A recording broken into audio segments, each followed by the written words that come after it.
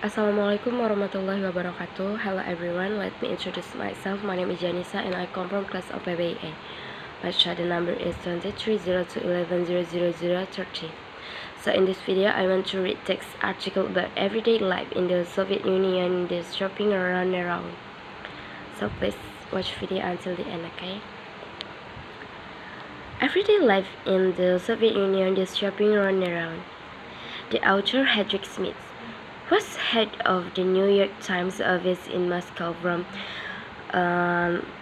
1097 and to 1097 over. The following passage is adapted from Mr. Smith's book, The Region, which was published in 1097 and 6 by Quadrangle the New York Times Book Company. 1.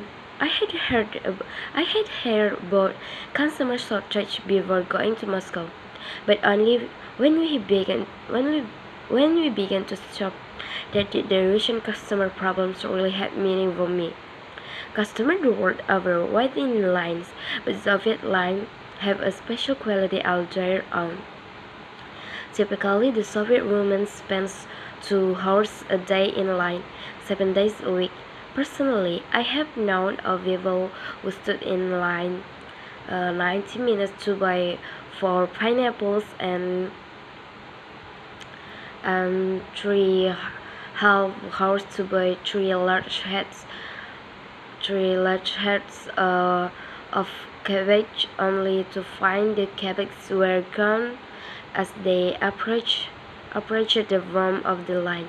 Lines can run from a few yards to nearly a mile. Some friends of ours watched a line of people in Moscow signing off to buy rice. The line lasted 2 days and nights and ran for across all road and apartment development. 2. In spite of all of this, the natural reaction of a Russian woman when she sees a line forming is to get in it immediately, even before he knows what is being shown. However, Soviet lines are more fluid than they appear. In most stores, for example, shoppers must stand in not one but 3 lines for any purchase the verse to select a purchase and find out its price. The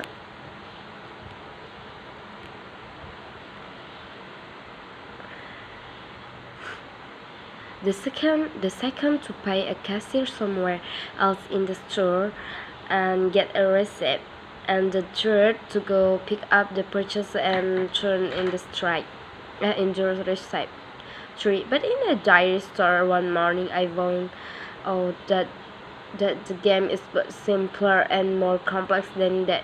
I went in to buy some cheese, butter, and bologna sauce, which were in their separate departments, each with its own nine lines.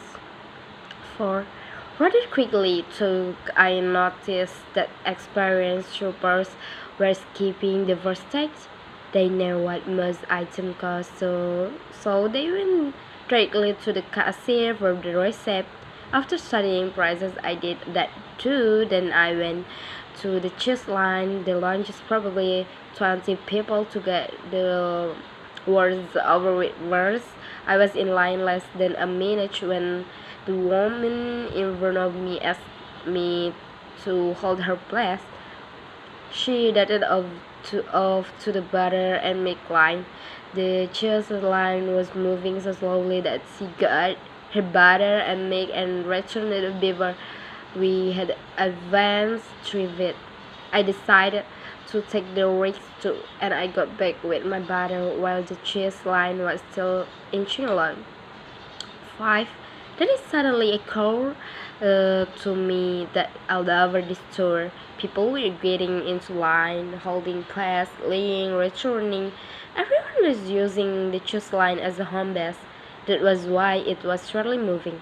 It kept expanding in the middle, so I got the man behind me to hold my place, and I went off to buy my hot book now. Once again, it worked.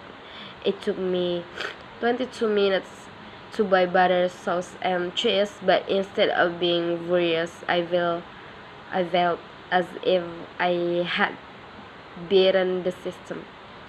6. This competitive shopping gives an atmosphere of tension to region life. People barge into store and bump into each other, which fast set in competitive experience. You have to understand, said a kind, gray-haired person. Therefore, as long as we can remember, shopping has been a struggle. A struggle. Life is a struggle. 7. There is hardly any effective advertising to help shoppers. Americans complain about the constant, uh, commercial in the United States, but they might recur. If they were exposed to the consumer blackout in Russia, our typical Soviet, and might be, if you want to live to a ripe old age and be beautiful, modest, truth and truthful, drink tea. Most news papers publish without, and the shipper has no handy yellow page or daily newspaper, supermarket, or department store as to help her decide where to shop. 8. Bribery is widespread. Lo-fi $80 to $20 monthly sellers take a portion of attractive items and sell them secretly to regular customers who have either left a breed in advance or can be counted on to pay a high price on delivery. 10 to 15 rubles on a 60 ruble raincoat is standard. In 197 and 6, the ruble was equivalent to $123. 9. So, common is this practice that the Soviet press is always complaining about it, but it doesn't do any good. Crocodile, the Soviet humor magazine, once showed a department store employed promotion some newly arrived item. Their customer in the leather goods department, uh, 500 imported women's purses have been received. 450 of them have been believed by store employers. 49 are under the counter and have been ordered in advance for brand. When first is in the display window, we invite you to visit the later department to buy this first. Thank you everyone. See you in the next video.